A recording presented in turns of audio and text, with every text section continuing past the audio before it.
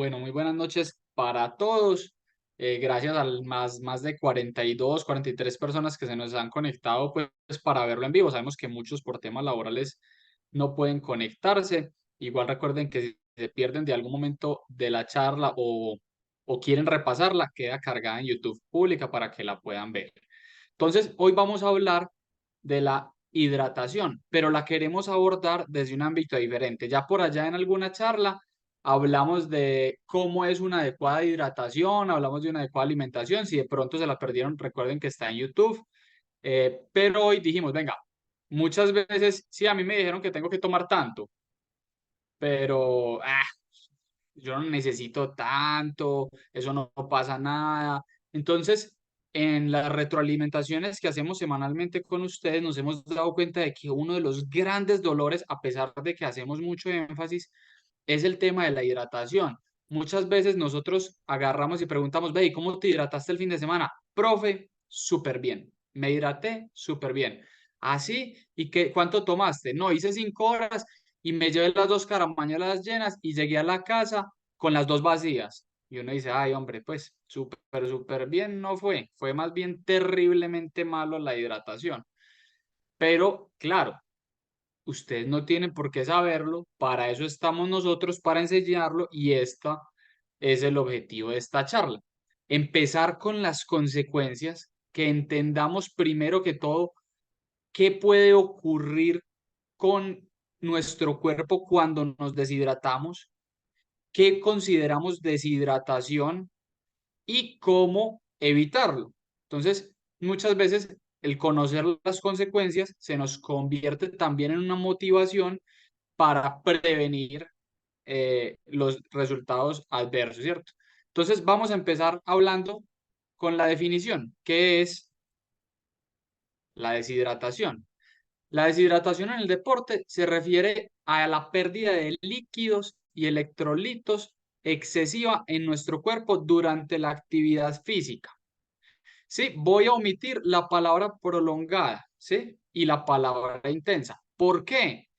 Porque yo puedo comenzar el ejercicio con una ligera tasa de deshidratación, puedo arrancar orinando bien amarillito porque estoy deshidratado y en un breve periodo de tiempo puedo estar llegando a deshidratarme. Entonces ahí estaría, digamos que tachando esta palabra prolongada y puedo también realizar un entrenamiento muy intenso, perdón, muy extenso sin necesidad de que sea intenso y eso también me puede conducir a una deshidratación, que claro, por eso dice acá o, pero la realidad es que simplemente de hecho estar haciendo actividad física puede ser de corta duración y de baja intensidad, aún en esas condiciones. Si yo no parto de una buena hidratación, puedo terminar en una condición de deshidratación producida por el ejercicio, aunque el ejercicio haya sido de baja intensidad y de corta duración. Entonces, ahí estamos teniendo primera luz de lo que vamos a hablar. Yo tengo que iniciar el recorrido bien hidratado o incluso ya hay artículos científicos que hablan de sobrehidratado. Pero ojo, que ahorita vamos a hablar de la diferencia entre el síndrome de sobrehidratación y la sobrehidratación, siendo dos cosas muy diferentes. Durante el ejercicio vamos a perder líquido básicamente por dos mecanismos. El primero es la sudoración. ¿Por qué sudamos? Porque al hacer ejercicio, nuestro cuerpo, siendo una máquina perfecta, digámoslo así, desde la creación, ¿cierto? Al mismo tiempo, no tiene unos mecanismos perfectos para lo que es la producción de energía. Y parte de esa energía que usamos para hacer ejercicio termina convirtiéndose en calor, igual que un carro, y nosotros siendo mucho más eficientes que un carro. Nosotros podemos cubrir mayores distancias que un carro con, entre comillas, menos energía, con menos producción de calor. Somos más eficientes. ¿Qué pasa? Que ese calor que vamos produciendo con el ejercicio lo tenemos que disipar. ¿Por qué hay que disiparlo? Porque cuando nuestras estructuras contráctiles, o sea, el músculo, ahí voy a hacer un paréntesis, si hay alguna palabra que no entiendan, algún término que de pronto yo me ponga muy técnico, les pido el favor por el chatcito, me preguntan, de verdad no les dé pena, que acá hay gente de todos los niveles y hay veces es difícil exponer a todos los niveles. Entonces, les pido el favor de que si no entienden, de verdad por esto es que lo hacemos solo para usuarios, pregunten sin ninguna pena. Ahí estamos para hacerlo. Miren que solamente somos 60 hoy. Eh, entonces, ese calor me va a desnaturalizar las proteínas si se eleva demasiado en mi cuerpo y me va a generar unas rupturas y unos daños musculares muy elevados. Una de las consecuencias del golpe de calor, cuando estamos compitiendo, bien sea ciclismo, es más frecuente en running porque hay menos flujo de aire, o triatlón. En tierras muy calientes es normal que nos dé un golpe de calor si no nos hidratamos y refrescamos bien. ¿Por qué? Porque la temperatura del cuerpo se eleva mucho y eso empieza a desnaturalizar las proteínas de mis músculos, aumenta esa proteína en sangre, me puede llevar a un daño agudo renal y eso tiene unas malas consecuencias. También tiene unas consecuencias a raíz del sistema nervioso y bueno, un montón de consideraciones. Entonces, primer mecanismo para disminuir la temperatura, sudar. Cuando yo sudo, el cuerpo saca esa agüita, ¿cierto? Ese sudor que viene también acompañado de algunos electrolitos a la superficie de la piel y él absorbe el calor, se calienta esa agua, se lleva el calor de nuestro cuerpo y se evapora. Por eso cuando estamos en Cartagena, Barranquilla, Montería, que hay mucha humedad, esa humedad no permite que el sudor se evapore lo suficientemente rápido y es más fácil llegar a un golpe de calor. Ahí es importante que utilicemos bolsitas de hielo y que le ayudemos a nuestro cuerpo a refrigerarse. Y el otro mecanismo por el cual perdemos líquido y que también nos lleva a una deshidratación es a través de la respiración. Yo creo que todos han estado alguna vez en tierra fría y han visto que sale ese vaporcito de agua cada vez que uno respira. Eso no es que en caliente no ocurra, simplemente que en caliente, en tierra caliente, no se condensa y no sale en formita de nube, sino que sale, por así decirlo, transparente. Yo en este momento, cada vez que hablo, estoy acá botando agua en cada una de las respiraciones. Ahora, en el ejercicio hay una condición que aumenta esto. ¿Cuál es? El flujo de aire por la vía aérea. Como yo voy agitado, voy respirando más rápido. ¿Y qué pasa con ese aire que va pasando por la vía aérea tan rápido? Me va resecando la mucosa del tracto respiratorio. La mucosa es ese tejido que protege y recubre la vía aérea, la mantiene humectada para que no se reseque. ¿Qué hace el cuerpo de manera sabia? Empieza a producir una mayor lubricación a base de líquido, de agua principalmente, para proteger esa mucosa, para proteger ese tracto respiratorio. Y entonces cada vez que yo exhalo, voy a estar expulsando más agua de la que expulsaría cuando yo estoy acá sentado relajado, aunque en este momento yo esté hablando. Entonces, esa es la otra fuente por la cual nos vamos a estar deshidratando aún más en el ejercicio.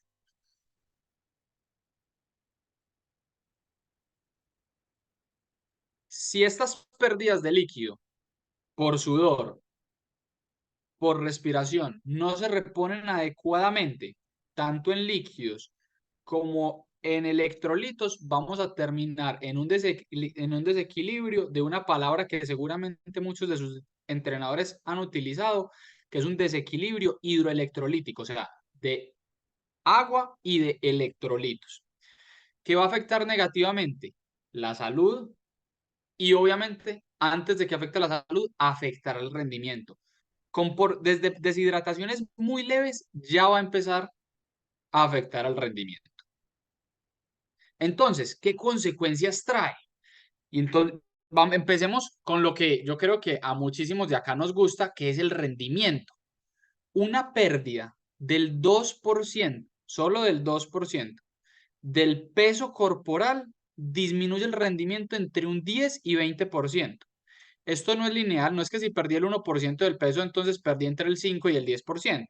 Sí hay una pérdida del rendimiento, pero es más difícil de medir y espero que me entiendan esto que voy a decir acá. Cuando se hace un estudio científico con deshidrataciones tan ligeras, es difícil atribuirle la disminución del rendimiento a la deshidratación. Seguro la hay. Con una deshidratación del 1% del peso corporal, seguro hay pérdida del rendimiento. ¿Qué pasa? Por la metodología de los estudios científicos, es difícil determinar con exactitud que una pérdida del 1% del peso corporal genera tanta disminución del rendimiento.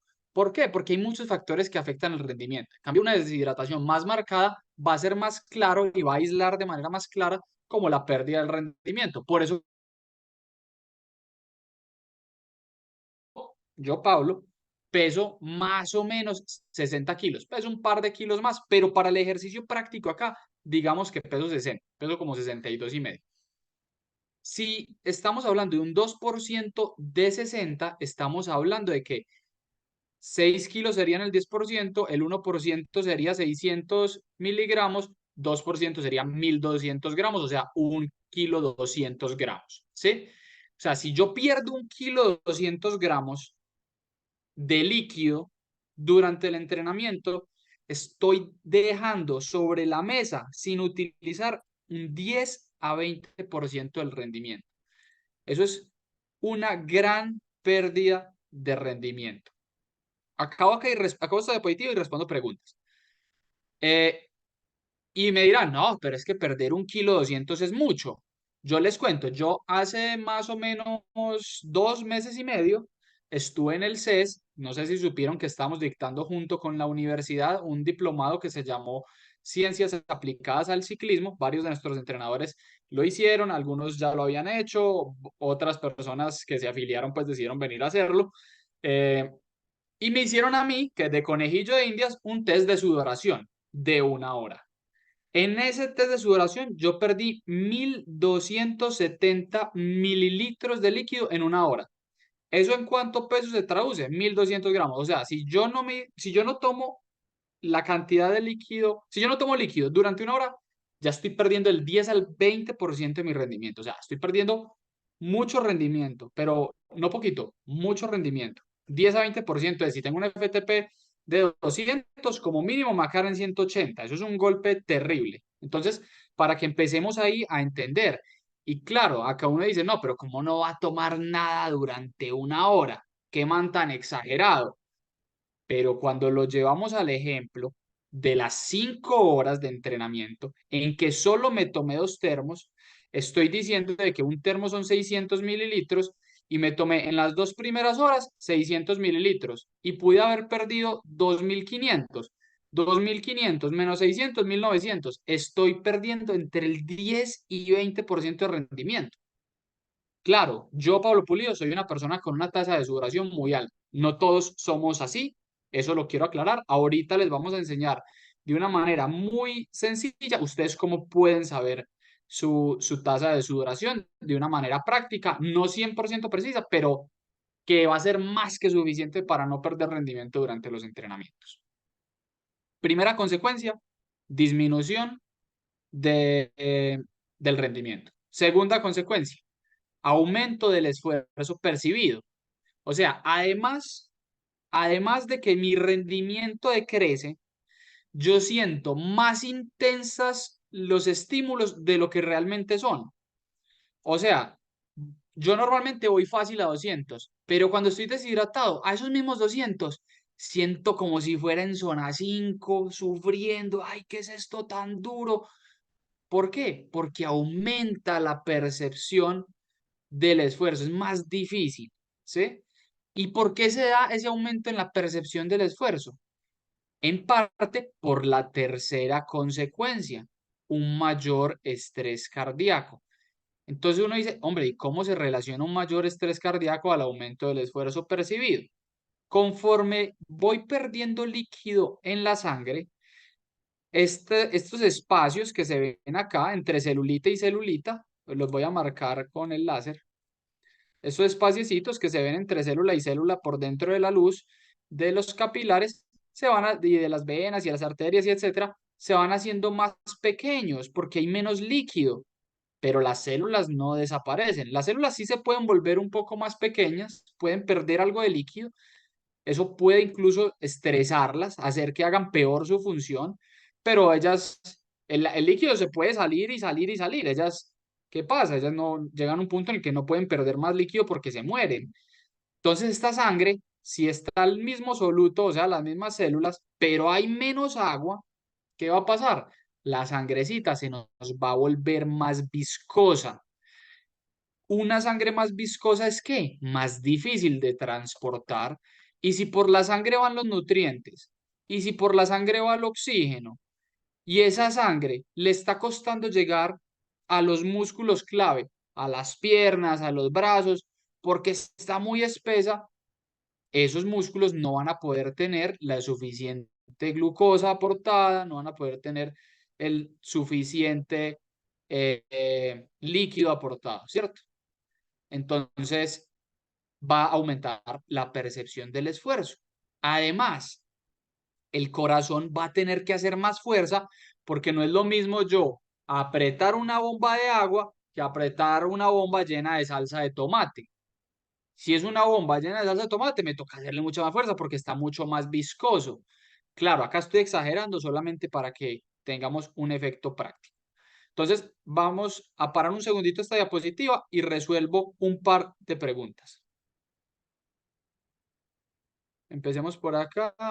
Cuando se consume geles con cafeína, ¿debo incrementar la cantidad y cuánto debería tomar? Bueno, buena pregunta, Lord. Digamos que la cafeína es un diurético, ¿sí? O sea, aumenta la producción de orina. Yo no sé si a ustedes les ha pasado, a mí sí. Si yo me pongo a tomar 3 caramañolas en 3 horas, voy al baño y orino un montón. Pero si voy en una carrera de ciclismo dando candela a tope y me tomo las mismas 3 caramañolas, no tengo que ir a orinar. ¿Por qué pasa eso? Por dos motivos. Motivo número uno, como estoy sudando, no hay tanta presión en esos capilares renales y no se genera tanta orina. Entonces, ese es el primer motivo. Y el segundo motivo es que cuando voy en competencia, que al final ahí es cuando debería utilizar la cafeína, en los momentos de alta intensidad, las catecolaminas que genera el ejercicio bloquean los receptores renales de la cafeína. Entonces la cafeína durante los ejercicios de alta intensidad, ahí pierde poder diurético. La cafeína en los momentos de alta intensidad de darle con toda no genera diuresis. Entonces, si los utilizamos bien, no deberíamos preocuparnos mucho por eso. Y con cumplir una buena hidratación sería suficiente. Ah, pero es que yo soy hipersensible a la cafeína. Bueno, entonces hablamos de otra cosa, ya para casos puntuales. Pero, o que es que yo me tomé el gel y el lote se paró y vamos re suave. Bueno, ahí sí, y seguramente te tocará orinar, pero eso la verdad es raro, y sobre todo en carreras de un día que son las que suelen disputar normalmente los aficionados. Eh, Acá hay otra pregunta. ¿Qué relación tiene el consumo de creatina con la hidratación? ¿Si ayuda? Mm, bueno, ahí hay algo que diferenciar. Digamos que cuando hablamos de la hidratación, hay una acumulación de líquido en diferentes espacios de nuestro cuerpo. Por ejemplo, en la parte intramuscular, ¿sí? Dentro de nuestros músculos, cuando suplementamos con creatina, sí se retiene más líquido. Ahí va a existir más líquido. Eso es totalmente cierto. Si yo voy a hacer sprints, si yo voy a hacer esfuerzos relativamente cortos, persecuciones, así me puede ayudar. Si yo soy un escalador, yo no sé qué tanto me convenga que esa creatina me retenga líquido dentro del músculo porque me va a hacer más pesado, y la creatina hace parte de la fuente energética, de la vía energética de los fosfágenos, que son para esfuerzos muy intensos y muy corta duración, para nada parecido a lo que es un escalador. Entonces, si es para un escalador, yo no la tomaría, o no la tomaría al menos en los procesos de competición. Si es para un corredor de fondo, tampoco. De pronto para un sprinter, un ciclista de pista, sí, pero para un fondista, a menos de que sea un fondista sprinter, yo no sería muy amante a ella, la verdad, a pesar de que sea un suplemento que tiene mucha evidencia a favor, que tiene muy poquita en contra, que no suele tener grandes efectos adversos. Pues hay veces lo han satanizado mucho y no, pero a mí, siendo un escalador, por ejemplo, no me gustaría ganar peso en una vía energética que no es la propia de mi esfuerzo. Si me tomo un café antes de entrenar, ¿cuál es el impacto en la deshidratación? Es muy personal, Iván. Si, por ejemplo, te lo tomas una hora antes, 2 horas antes seguramente será mayor a que si te lo tomas justo antes de salir y sales duro, por así decirlo, porque ahí, como les explicaba ahorita, puede haber puede bloquearse ese receptor en el riñón de la cafeína y no vamos a tener tantos problemas. ¿Qué tan recomendable es llevar un botilo de café? Ricardo, me mataste. No tengo idea qué es un botilo. ¿Qué geles o qué bebidas recomiendan? Ale, yo ahí no estoy casado con ninguna marca, con absolutamente ninguna marca. Yo creo que es algo que uno tiene que probar. Primero, buscar unos esenciales. ¿Qué son unos esenciales? Listo, yo voy a competir, entonces necesito un gel con altos carbohidratos y voy a tener una competencia muy larga, entonces necesito unos sin cafeína y otros con cafeína porque ya sé que la cafeína me cae bien. Eh, pero sé que una marca me cae mal, mientras que a mi amigo esa marca le cae bien, entonces tengo que probar.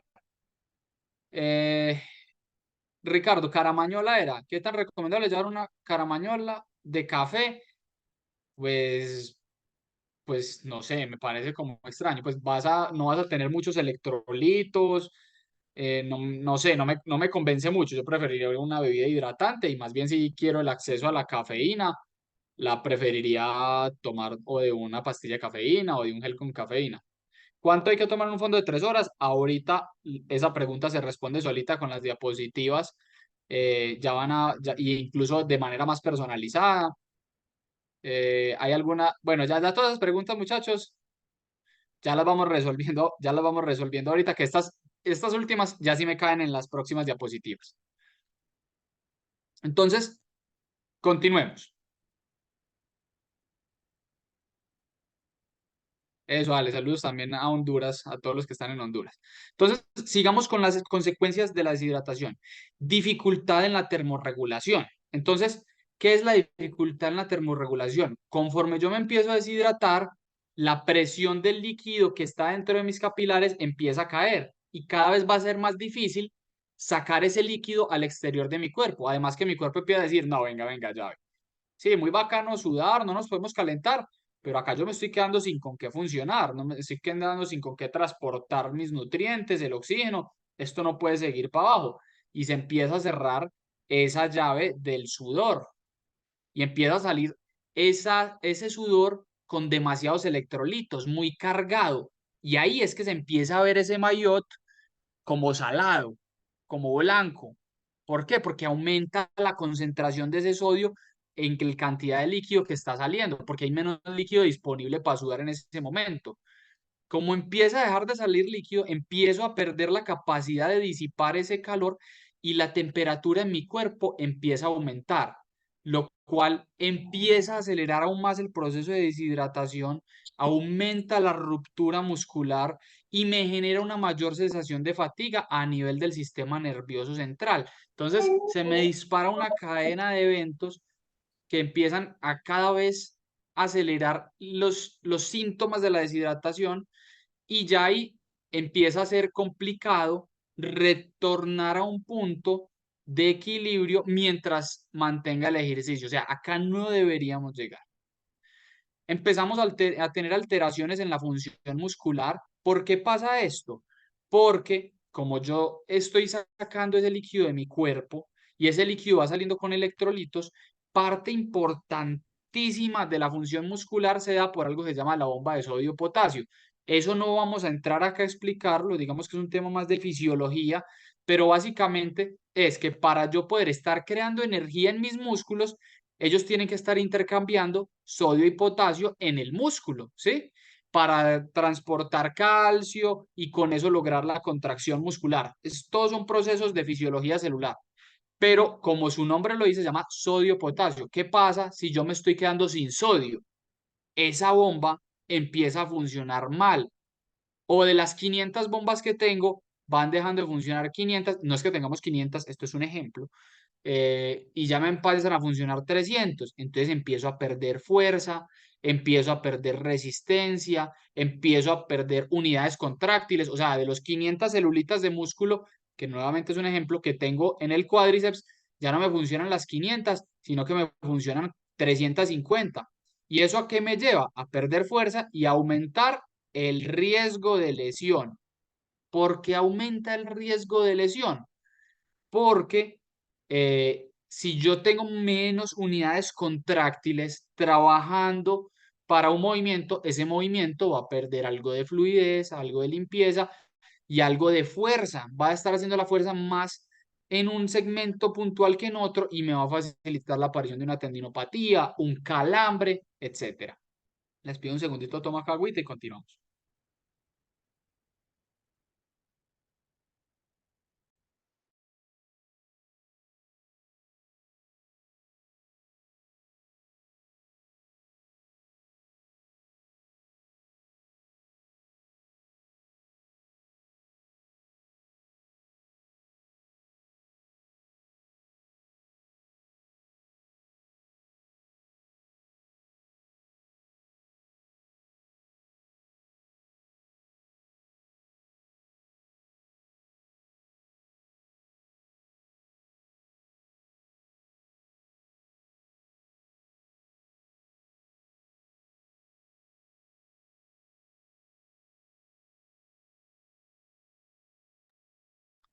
Listo, ya, qué pena con ustedes. Silencié el micrófono para tomar agua y luego me di cuenta que al no ser el anfitrión no me lo podía habilitar y me tocó escribirle a Alexis acá por WhatsApp que me lo habilitara.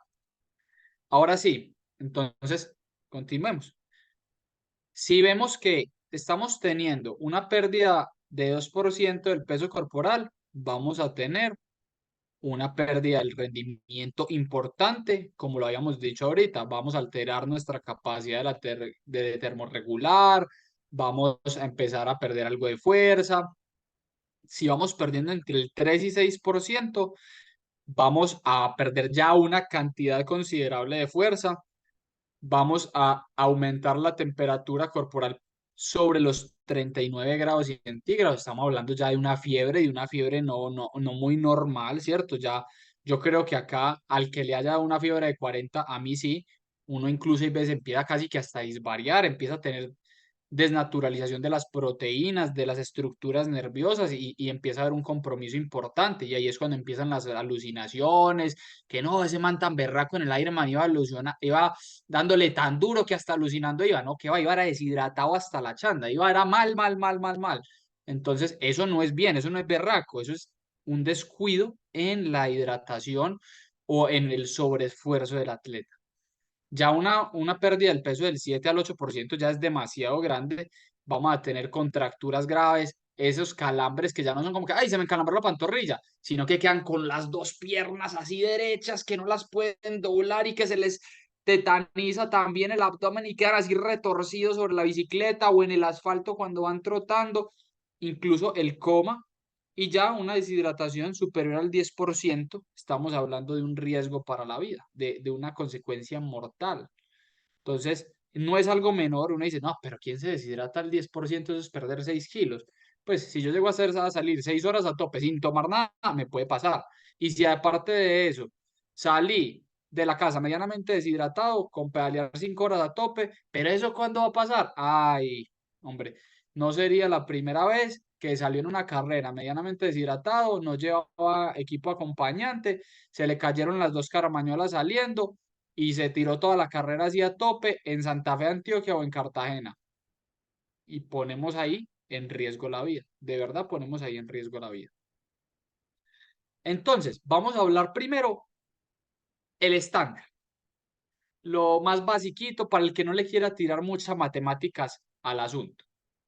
¿Cuánto debo tomar yo? 700 a 1000 mililitros de líquido por cada hora de competencia o entrenamiento. Eso es lo que dice la literatura científica, 700 a 1000 mililitros. Ya vimos ahorita, cuando yo les explicaba mi caso, que en el caso de Pablo Pulido, cuando está yendo a máxima intensidad, o sea, en competencia, son 1250, o sea, por encima del estándar que dice la literatura, pero ese soy yo. Ahorita les enseñamos cómo calculan cada uno lo suyo. Entonces, 700 a 1000 mililitros de líquido por hora de competencia o entrenamiento. Si ese entrenamiento o esa competencia es superior a 30 minutos, debe contar con electrolitos. debe contar con electrolitos. ¿Cuál es el principal electrolito que debemos buscar en nuestras bebidas deportivas? El sodio. ¿Cuánto es lo mínimo que debe tener una de estas bebidas por cada 500 mililitros? Mínimo. Oh, estoy diciendo mínimo. 200 mililitros. Ese es el mínimo. Ojalá tenga un poquito más. Y a los entrenamientos de alta intensidad o de muy larga duración, también deberemos incluir los carbohidratos, sobre todo en esos de intensidad más que en los de larga duración.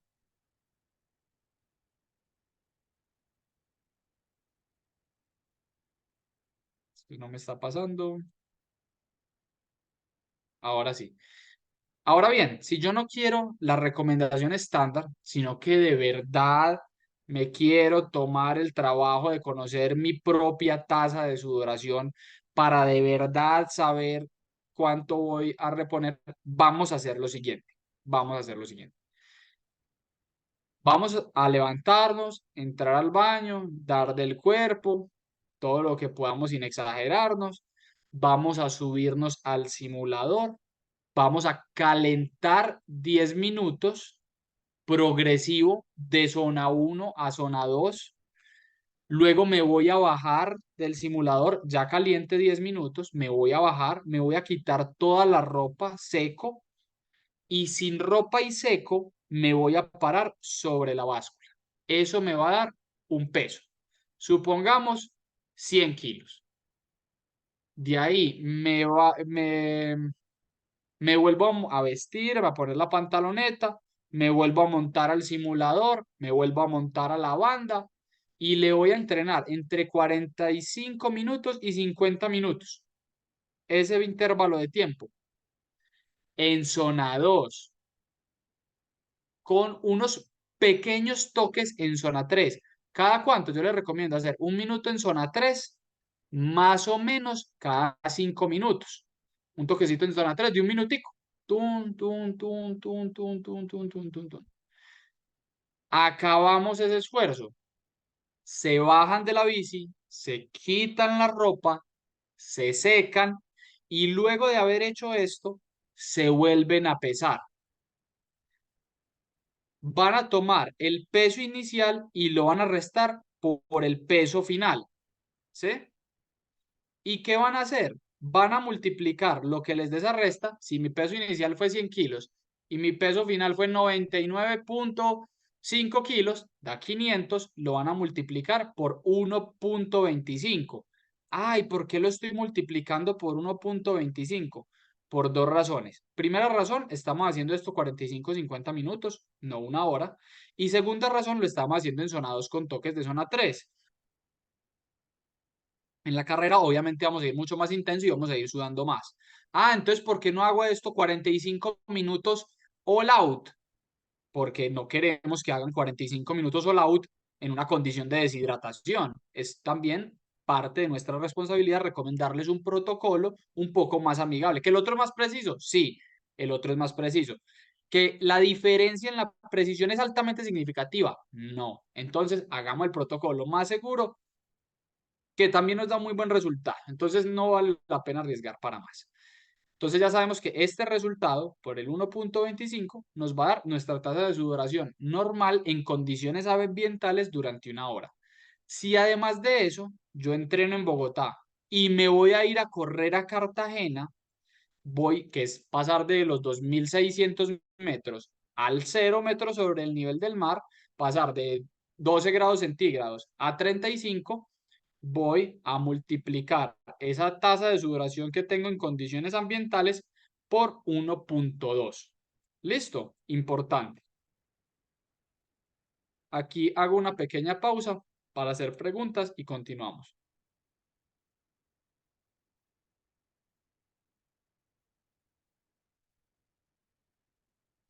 Listo. ¿Qué tipo de sales marcas recomiendas para mezclar con agua? Ricardo, eso es una pregunta bien difícil. No a todo el mundo le caen bien todas. A mí, yo te voy a decir, yo qué suelo tomar. Yo suelo tomar varias diferentes.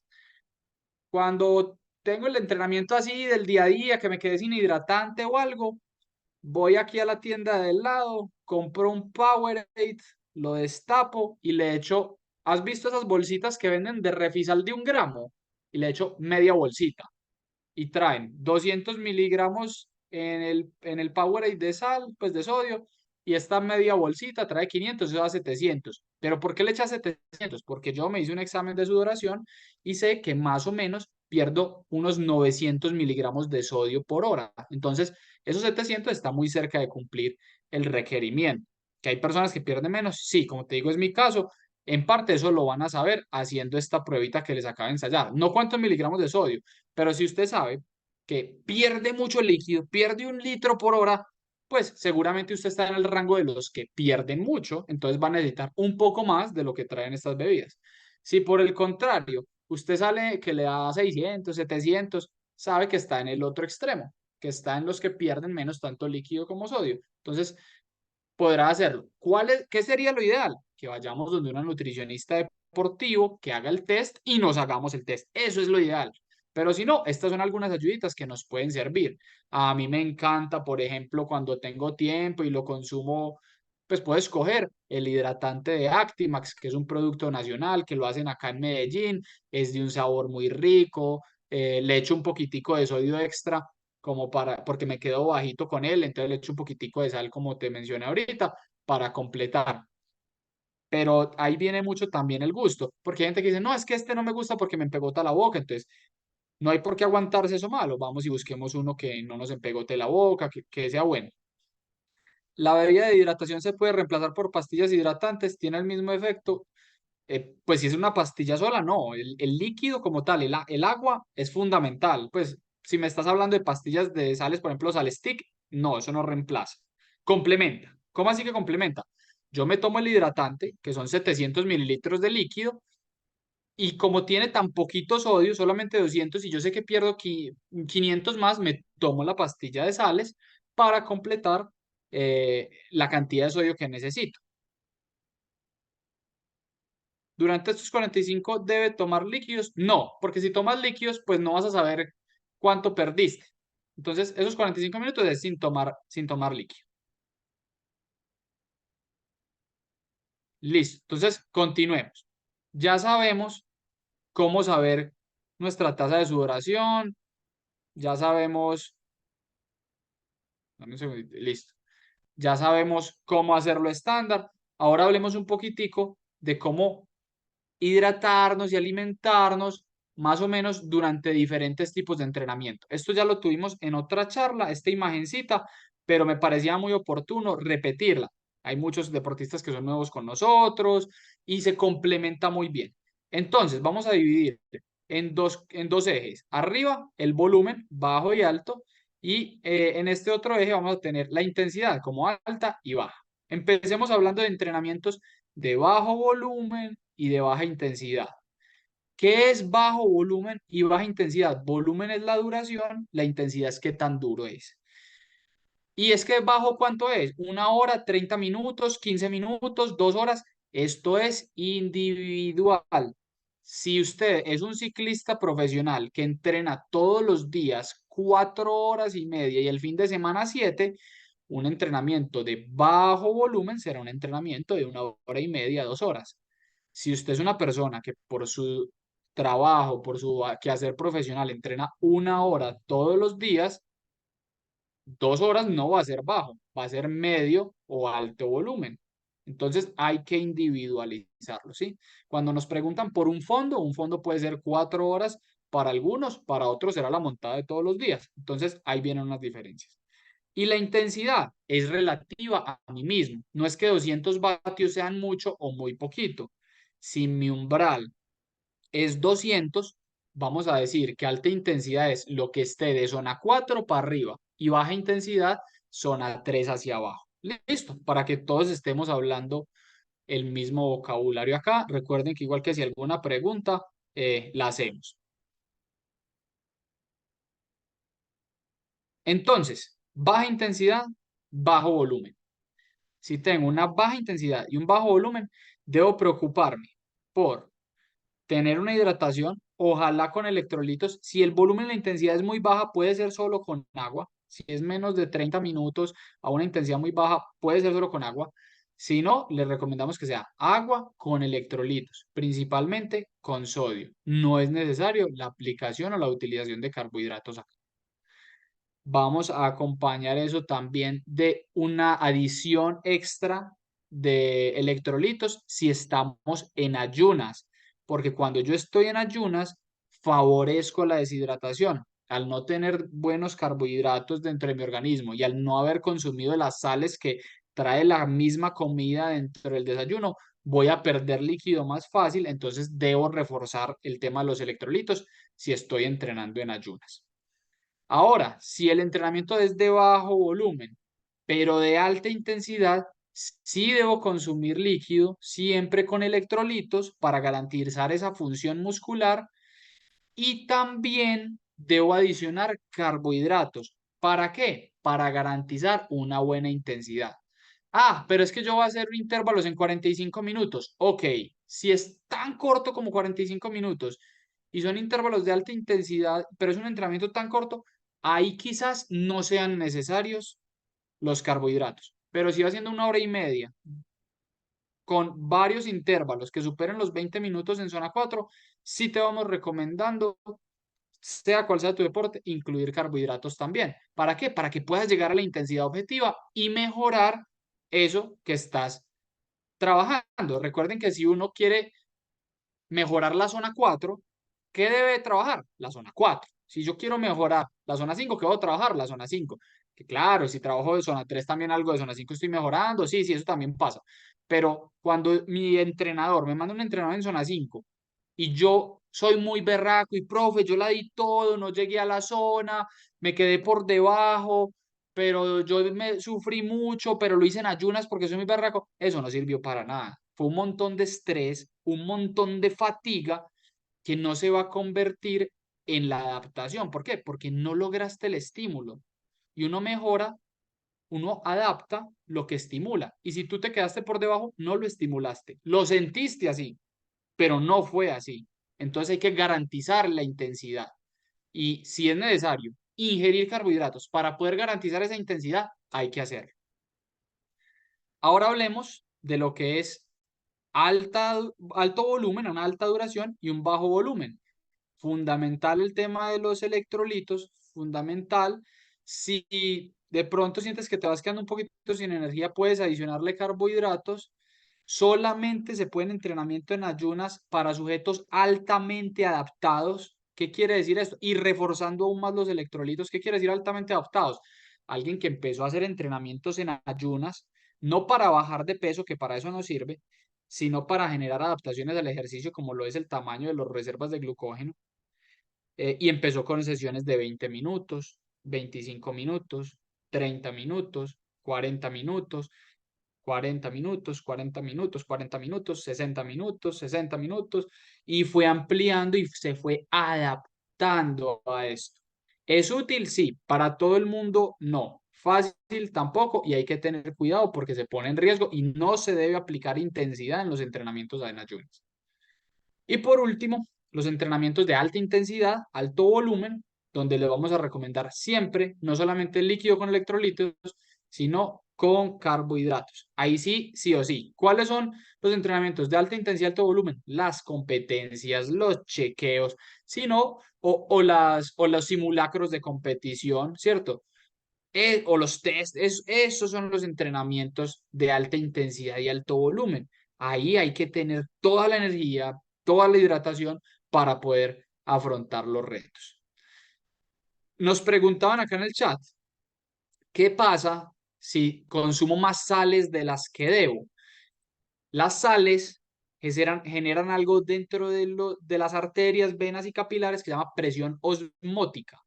¿Qué hace esa presión? Retener el líquido dentro del capilar. Si yo consumo demasiadas sales, demasiadas, voy a dificultar que ese líquido salga por el capilar hacia el riñón, generándome problemitas pues a largo plazo, pero al corto plazo durante el ejercicio que me va a generar dificultad para sudar y dificultad para termorregularme, porque esas sales van a estar, si ya es un exceso, pero estoy hablando de verdad de un exceso, están evitando que esa agüita se me salga a refrescarme. Pero Si ustedes cumplen con los 200, 500 miligramos de sodio, les aseguro de que no se van a pasar. Se les aseguro que van a sudar incluso más de lo que están ingiriendo. Ya si se van a meter 3 bolsitas de esas de sal, 3 gramos, pues bueno, ya no sé, ya tendrán que cada uno hacer su perfil de sudoración, ir donde un nutricionista y que les digan los rangos exactos donde podemos estar en riesgo, ¿cierto? Bueno, muchachos, dejamos ahí, pues acá finalizamos. Muchas gracias. Dudas, inquietudes, espacios para que preguntemos. Osman, muchas gracias a vos. Muchas gracias a todos ustedes que sabemos que es un buen grupo de Honduras.